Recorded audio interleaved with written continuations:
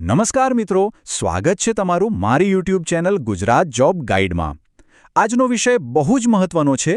1 એપ્રિલથી ભારતમાં ક્રેડિટ કાર્ડના નિયમોમાં એક મોટો ફેરફાર આવી રહ્યો છે, જેની અસર લાખો લોકો પર થશે।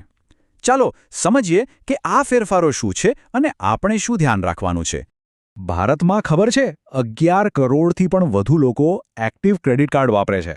હવે જો તમે પણ એમાંથી એક છો તો આ માહિતી સીધી તમારા માટે જ છે, કારણ કે આ નવા નિયમો તમારી નાણાકીય બાબતોને સીધી અસર કરવાના છે। આ નવા ફેરફારનો સૌથી મોટો અને મુખ્ય મુદ્દો આ જ છે।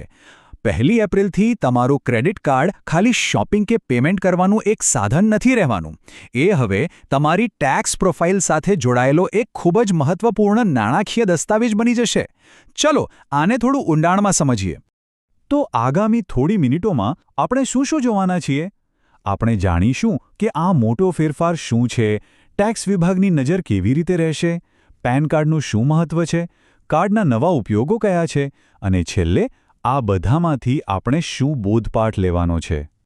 તો ચાલો શરૂ કરીએ આપણા પહેલા વિભાગથી અને સમજીએ કે ટેક્સ અધિકારીઓ હવે ક્રેડિટ કાર્ડને કઈ રીતે જોવાના છે, એમાં મૂળભૂત રીતે શું બદલાયું છે। જુઓ, આ જ આખા ફેરફારનો સાર છે। પહેલાં ક્રેડિટ કાર્ડ શું હતું? ફક્ત એક સુવિધા, પણ હવે એ તમારા ખર્ચ અને તમારી ટેક્સની જવાબદારીઓ વચ્ચેની એક કડી બની ગયું છે। આનો સીધો મતલબ એ છે કે ઇન્કમ ટેક્સ ડિપાર્ટમેન્ટ હવે તમારા ખર્ચવાની રીત પરથી તમારી આવકનો અંદાજ લગાવી શકે છે। હવે આ બધું સાંભળીને ગભરાવાની બિલકુલ જરૂર નથી। આ નિયમનો મુખ્ય હેતુ એવા લોકોને પકડવાનો છે જેમના ખર્ચાઓ અને એમની જાહેર કરેલી આવક વચ્ચે બહુ મોટો તફાવત હોય। જો તમે એક પ્રામાણિક કરદાતા છો અને બધું હિસાબમાં બરાબર છે, તો તમારે સહેજ પણ ચિંતા કરવાની જરૂર નથી।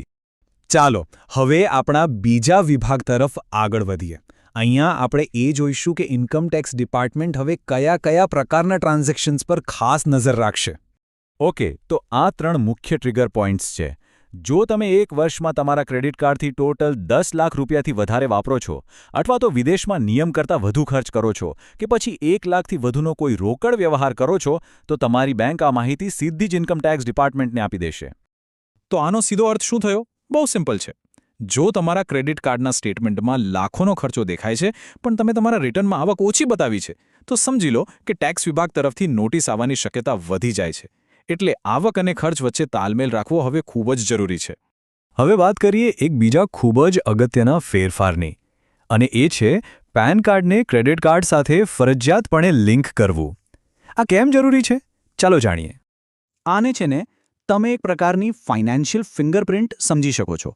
જેમ આપણી ફિંગરપ્રિન્ટથી આપણી ઓળખ થાય છે, બસ એ જ રીતે પેન લિંક કરવાથી તમારી બધી જ નાણાકીય ગતિવિધિઓ એક જ જગ્યાએ દેખાઈ જાય છે। આનાથી ટેક્સ વિભાગ માટે તમારા પર નજર રાખવી ખૂબ જ સરળ બની જાય છે। આના અમુક મુખ્ય નિયમો બરાબર યાદ રાખી લો। હવેથી દરેક ક્રેડિટ કાર્ડ સાથે પાન લિંક કરવું જ પડશે। જો પાન કાર્ડ નહીં હોય તો નવું કાર્ડ મળશે જ નહીં।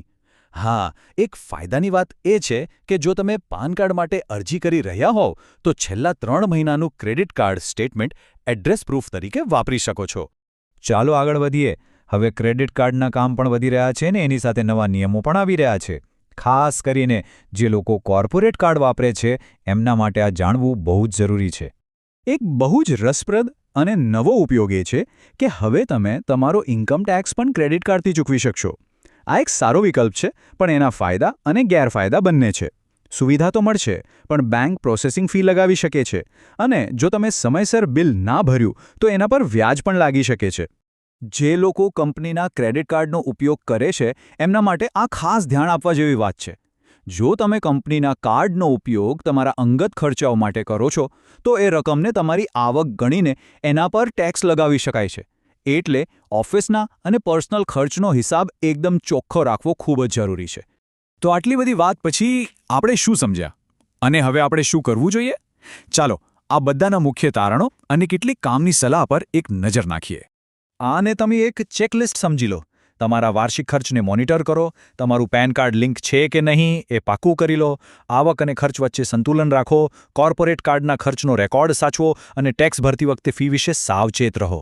બસ આટલું કરશો તો તમે આ નવા નિયમોનો સામનો આરામથી કરી શકશો।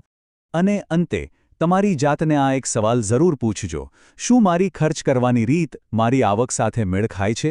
બસ આ નવા નિયમોનો આ જ હેતુ છે કે આ સવાલનો જવાબ હા હોય.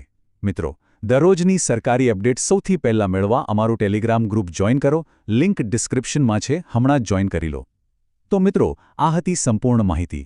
જો તમને આ માહિતી ઉપયોગી લાગી હોય તો વિડીયોને લાઇક કરો, મિત્રો સાથે શેર કરો અને ચેનલને સબસ્ક્રાઇબ કરવાનું ભૂલશો નહીં. મળીએ ફરી એક નવી સરકારી ભરતી સાથે. જય હિન્દ, જય ગુજરાત.